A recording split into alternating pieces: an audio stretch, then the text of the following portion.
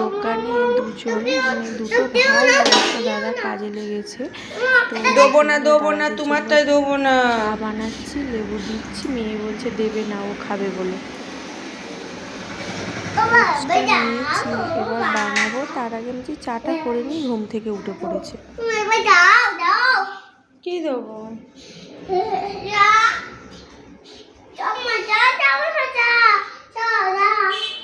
কে কিনে দিল? বদ্দাদা এখানে আছে? তাহলে কে দিয়েছে তোকে কিনে? হুম, কে দিল? কি ওটা? চকলেট? তুমি খাবে? দাও, প্যাকেটটা ছিঁড়ে দিয়ে দাও। আজকে ডিমের ঝোল করার ইচ্ছা ছিল না, যেহেতু শনিবার। তো দাদা 1:30টার সময় এসে বলল তাপুকে ভাত দিতে হবে, বাড়ি গেলে আর কাজ গুছাতে পারবে না। তার জন্য ডিমের ঝোলটা করলাম। আর সকালবেলা আমি করেছিলাম আলুর দম, দাদা ভাইয়েরা মুড়ি খেয়েছিল। আর তোমাদের দাদার জন্য রেখে দিয়েছিলাম, তো রুটি খাবে বলে। তো আমি আটা মেখে 4টে রুটি বানিয়েছি দুপুরের জন্য। তো আমি 4টে রুটি করেছি, 4টে রুটি বানালাম আর আটা মেখে রেখে দিয়েছি।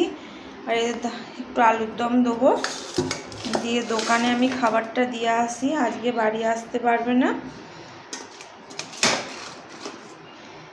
এর জন্য দিতে যাচ্ছি। তাপু এসে খেয়ে গেল। আজকেই দোকান পরিষ্কার লাস্ট, আর করবে না। দিয়ে ওই জন্য ওনারা বলেছে যে আজকে 4টে বাজলেও করে দেবো। দিয়ে ওই জন্য বললো ঠিক আছে, তাহলে আজকে আর বাড়ি যাব না। আমি এখানে যে আলুর দম নিয়েছি আর রুটি নিয়েছি।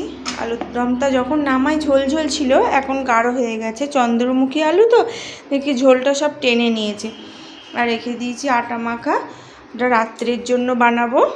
রাতে আমাদের বাড়িতে মানে আমাদের আগের বাড়িতে হরিনাম আছে, ওখানে যাব। আজকে শনিবার তো, আর ওখানে তো চালে ভাত হবে আজকে, অন্যবার খিচুড়ি হয়, তো ভাত হবে বলে ওই জন্য খাবে না, ওই জন্য রেখে দিয়েছি। ওই যে একটু টক দই নিয়ে নেবো কোটোতে, দোকানে আমি দিয়ে আসবো। এই টক দইটা আমি পাতিয়েছি, এই যে টক দইটা আমি বাড়িতেই ওটার পাতিয়েছিলাম, দিয়ে ফ্রিজে রেখে দিয়েছিলাম। দিয়ে টক দইটা একটু নেবো।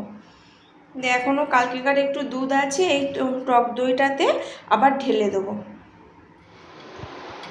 দোকানে যাচ্ছি খাবার নিয়ে, যে একসাথে এটাই নিয়েছি টক দই, আর এই যে এটা রুটি আর আলুর দম দিয়ে আসি।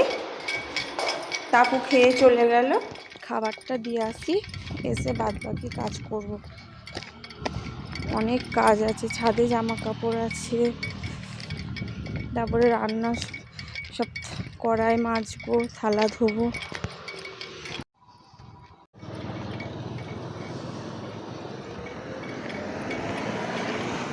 চলে এসেছি দোকানে। তো পয়লা বৈশাখের জন্য প্যান্ডেল করে দিয়ে গেছে, সব জিনিস বাইরে ছড়ানো। তো 3টে বাজে, এখনও গোছানো হয়নি। তো আজকে বলেছে 4টে বেজে যাবে, তো 4টে তো মনে হয় হবে না।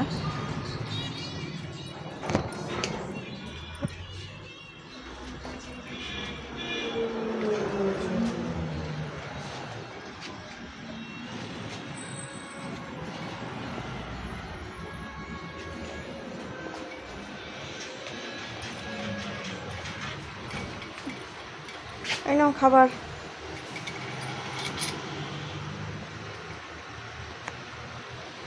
ওরা সব কোথায় বসে আছে? তাপু তাপু চলে এসছে তো। হ্যাঁ হ্যাঁ, কে এটি আসবে তো। তাপু জল নিয়েছে তো, কল। হ্যাঁ, না না, তাপু না, কোথাও বাইরে থেকে। এই তো তাপু বসে আছে, তুই তাপুকে দেখতে পাবি। কোথায় ফোন? ওই যে তাপুর ফোন। তাপু কটা কৌটো খালি হলো? ওইগুলো খালি না ওষুধ আছে ওগুলো? ওই যে পিছনের ওগুলো।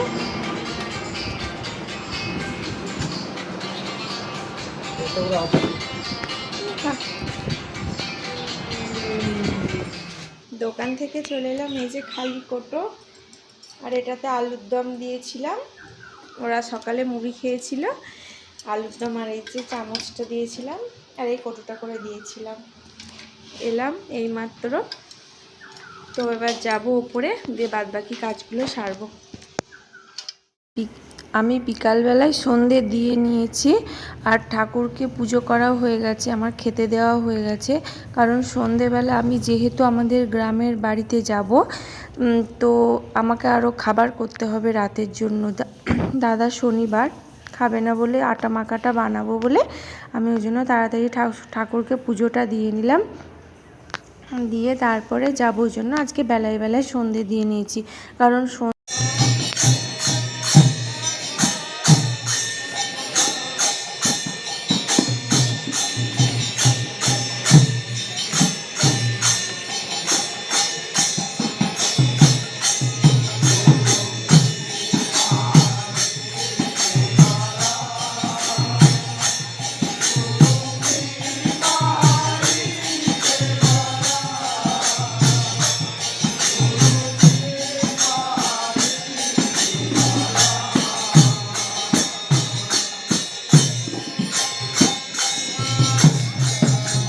আজকের দিনে আমাদের শ্বশুরমশাই আমাদের ছেড়ে চলে গিয়েছিলেন।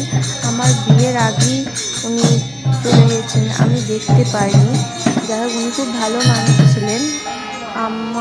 আমি ওনাকে দেখার সৌভাগ্য করিনি, তাই আমি দেখতে পাইনি। যাই হোক, তো অনেক 21 বছর হয়ে গেল শ্বশুরমশাই চলে গিয়েছেন। তো প্রত্যেক বছর এই দিনটাতে আমাদের হরিনাম হয়।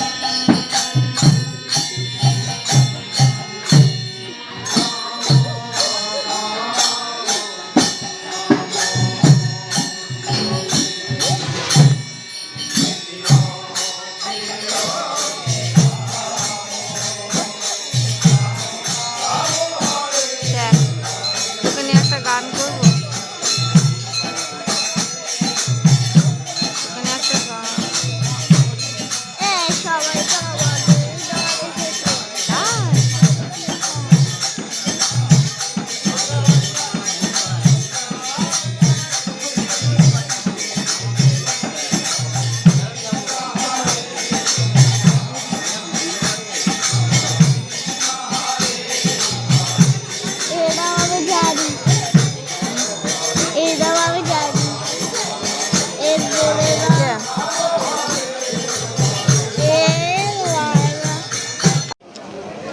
আগের ঘরে গিয়ে মেয়ে দেখলো ওর খেলাপাতিগুলো নিয়ে, ওই যে জট পাতা আছে ওখানে রান্না করতে বসে গেছে। তখন সব খাওয়া